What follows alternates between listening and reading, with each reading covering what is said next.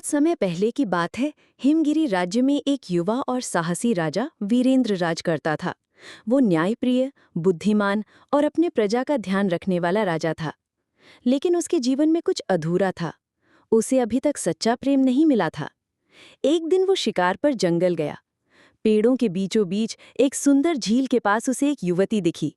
वो पेड़ से फूल तोड़ रही थी और गुनगुना रही थी। उसका नाम था रानी। लेकिन वो किसी राज्य की राजकुमारी नहीं, बल्कि एक साधारण ग्रामीण लड़की थी। जैसे ही उनकी नजरें मिलीं, एक अनकहा सा जुड़ाव हुआ। राजा वीरेंद्र रोज उसी जगह जाने लगा। दोनों की बातचीत शुरू हुई और जल्द ही गहरी दोस्ती में बदल गई। रानी की सादगी, बुद्धिमानी और करुणा ने राजा का दिल जीत लिया। राजा को एहसास हुआ कि यही उसका सच्चा प्रेम है।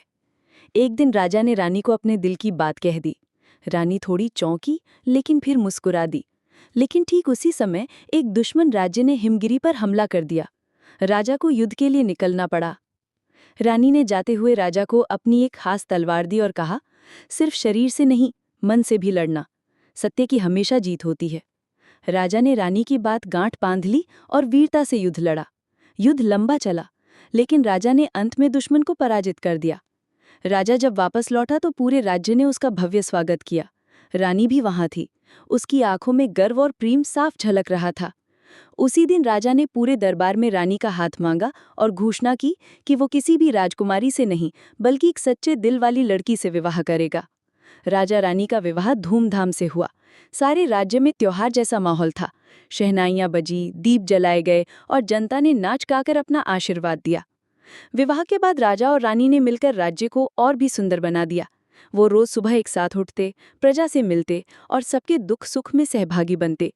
रानी ने महिलाओं और बच्चों के लिए शिक्षा केंद्र खुलवाए, जबकि राजा ने खेती और व्यापार को बढ़ावा दिया। समय बीतता गया, लेकिन राजा और रानी का प्रेम और भी गहरा होता गया।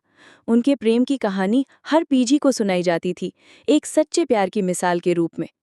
सीख। सच